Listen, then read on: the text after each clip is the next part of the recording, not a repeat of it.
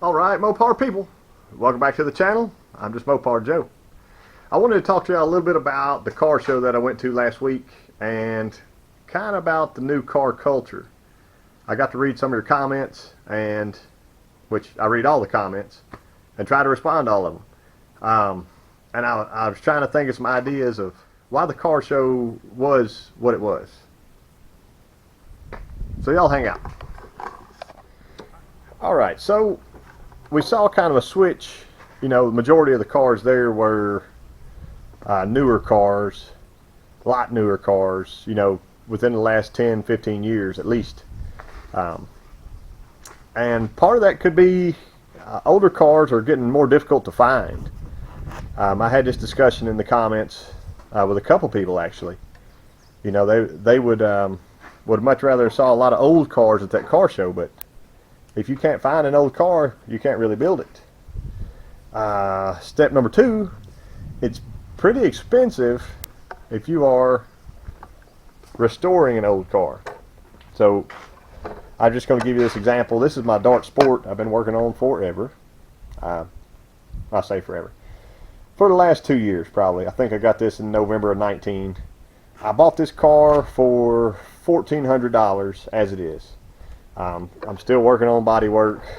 There's a story behind all that. Anyway, this was just a rolling chassis of a car, $1,400.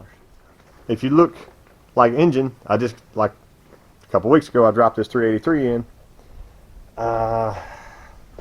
Let's say I got that for $500. So it would start in the floor, but it's going to need a full overhaul before it goes back into the car. So figure, if you can do the overhaul, you know, figure $2,000 to $3,000 to get that in top shape to be able to drop in there.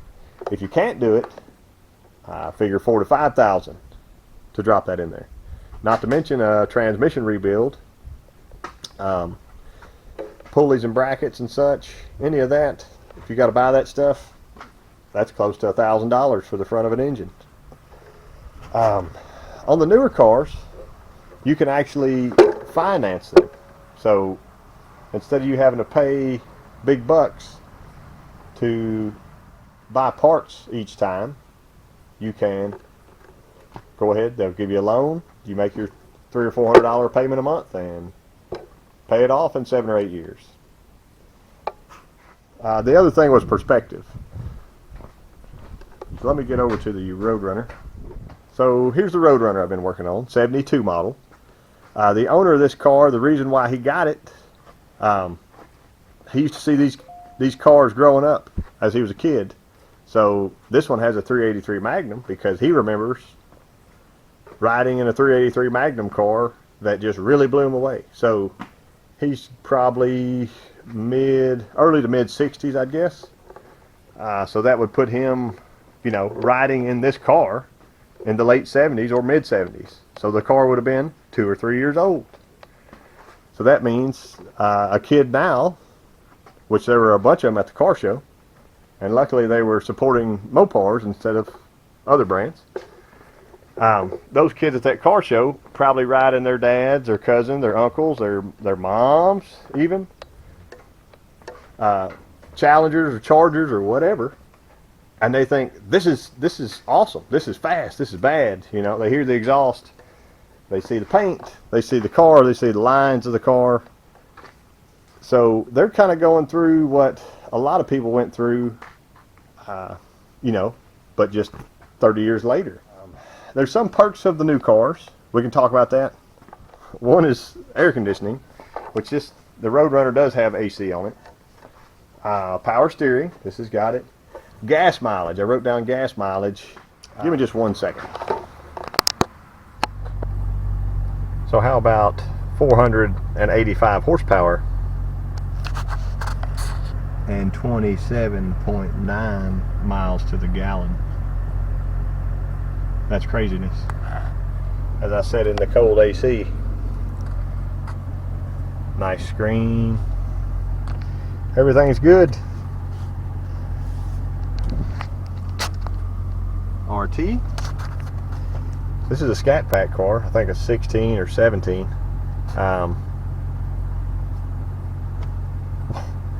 Can you see why people go to these now from the old ones?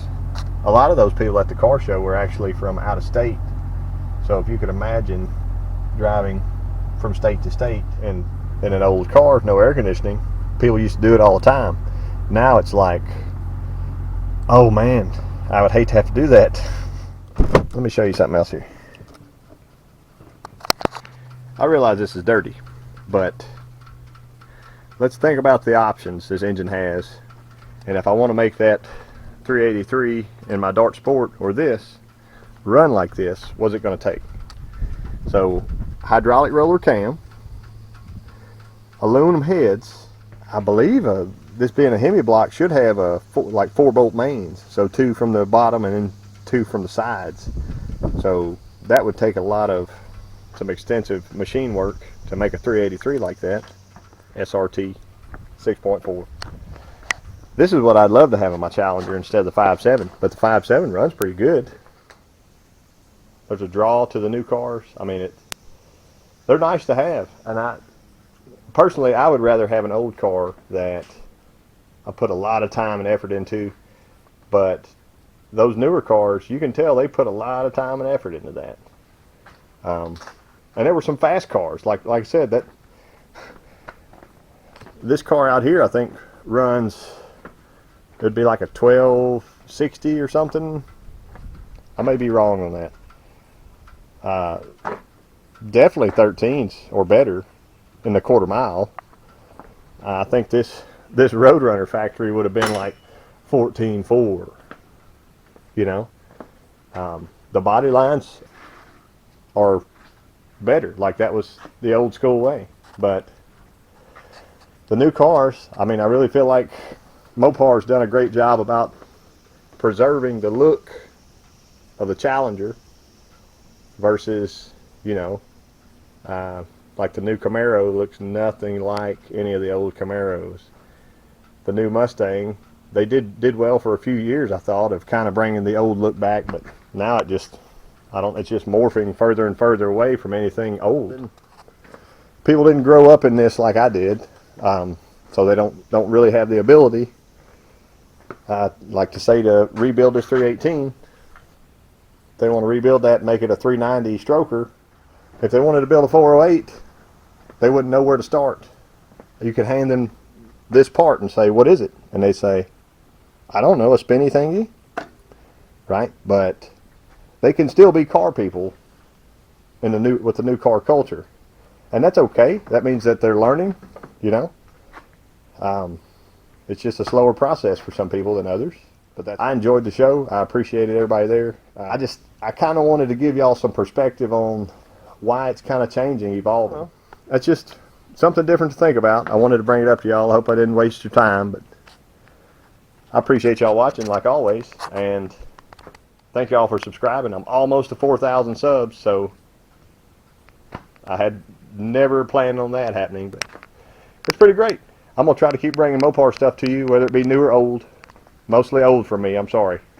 I mean, not sorry, but you know what I mean. You're going to see more of the old school way, and hopefully we can learn something along the way. So thank y'all, and I'll catch you next time.